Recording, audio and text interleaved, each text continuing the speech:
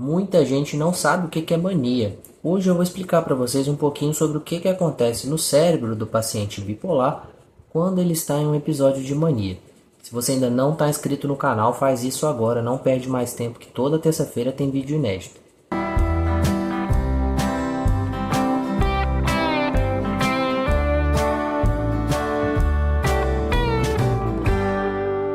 O episódio de mania ele é caracterizado basicamente por como se fosse uma ativação do cérebro. Consequentemente, essa ativação ela vai elevar os níveis de energia, consequentemente gerando uma maior impulsividade no comportamento, uma alteração no nosso humor e também na nossa forma de enxergar, na nossa percepção, na nossa cognição. Muitas pessoas quando fala-se de transtorno de humor, sabe muito. As pessoas têm mais conhecimento quando a gente fala de transtorno de humor a respeito da depressão, né, que é um estado de desativação. Mas quando a gente fala de mania, muita gente não sabe o que é. Até muitos profissionais acabam tendo uma ideia muito superficial do que é a mania, uma ideia muito teórica, muito de livro, e quando vê o paciente no estado de mania, muitas vezes não conseguem reconhecer.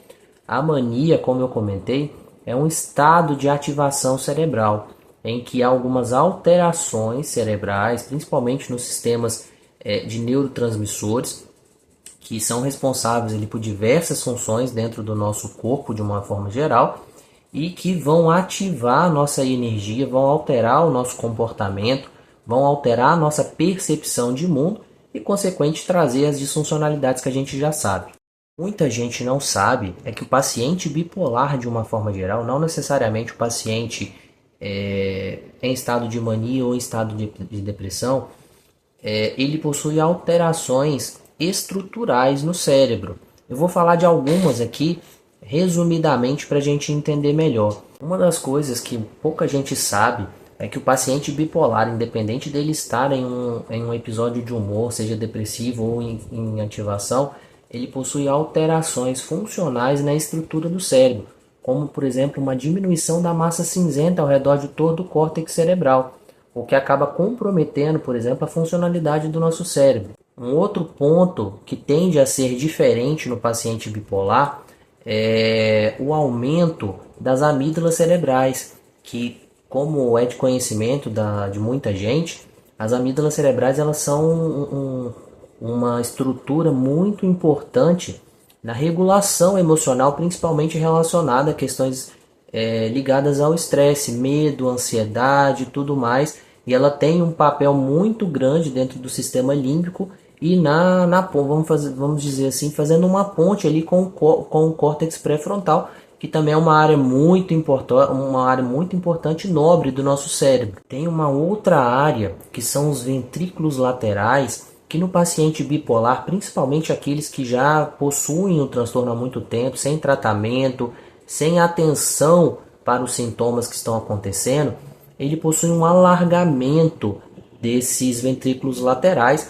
Consequentemente, isso vai ocasionar aquela parte daquelas questões que eu também já falei aqui nos nossos vídeos sobre a piora, né, o que a gente chama de neuroprogressão dentro do transtorno bipolar, que vai trazer aí inúmeros prejuízos para o paciente ao longo dos anos, como, por exemplo, aumento das crises mais espontâneas, sem necessariamente ter gatilho externo, a própria piora da cognição, dentre outras coisas.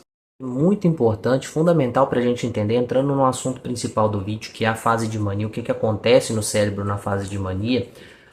Alguns estudos eles já perceberam algumas alterações importantes em algumas dessas estruturas que eu acabei de citar, principalmente na fase de mania. Quando a gente está falando de uma fase de mania, de um episódio de mania, já se percebeu, alguns estudos aí já captaram isso, que há um desequilíbrio na atividade da amígdala cerebral, que, como eu citei anteriormente, ela é fundamental para fazer a conexão aí com o córtex pré-frontal e regular algumas emoções, refinar algumas características e algumas funcionalidades importantes no nosso dia a dia, no nosso funcionamento de uma maneira geral.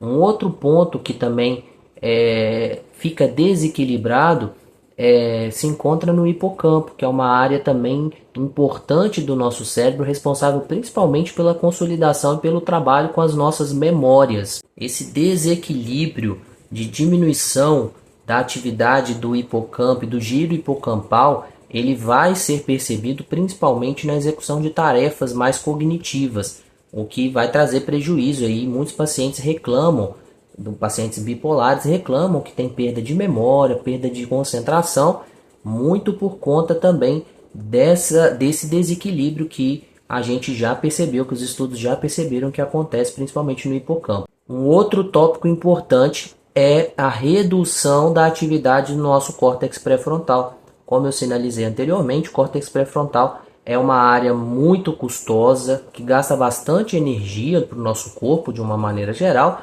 e importantíssima para raciocínios complexos, para regulação das emoções, para planejamento, para organização, para tomada de decisão de uma maneira geral. Isso explica em parte porque o raciocínio de uma maneira geral, bem como o controle do comportamento, das emoções, junto com a impulsividade, está tão ativado na fase de mania. A gente fala dos sistemas de neurotransmissores. Os neurotransmissores são neurônios, né, que são células no nosso cérebro que transmitem informações químicas, transmitem sinais químicos que têm funções, né, que são importantes para o nosso funcionamento. Quando a gente fala da fase de mania, já se entende que há um principal aumento da atividade de neurotransmissores relacionados a dopamina, os neurônios dopaminérgicos aí, vamos dizer, e também neurônios relacionados principalmente ao glutamato, que é um dos principais neurotransmissores excitatórios que nós temos. Então, com esse aumento, isso também explica como que o aumento da energia se dá dentro do episódio de mania e, consequentemente, prejudica aquilo que a gente já conhece no nosso comportamento, na nossa forma de enxergar o mundo e, consequentemente, de lidar com os sintomas. Todas essas informações, se você gostou, encaminha para alguém que precisa ver isso. E se você ainda não está inscrito no canal, faz isso agora. Toda terça-feira tem vídeo inédito aqui no canal. Um abraço!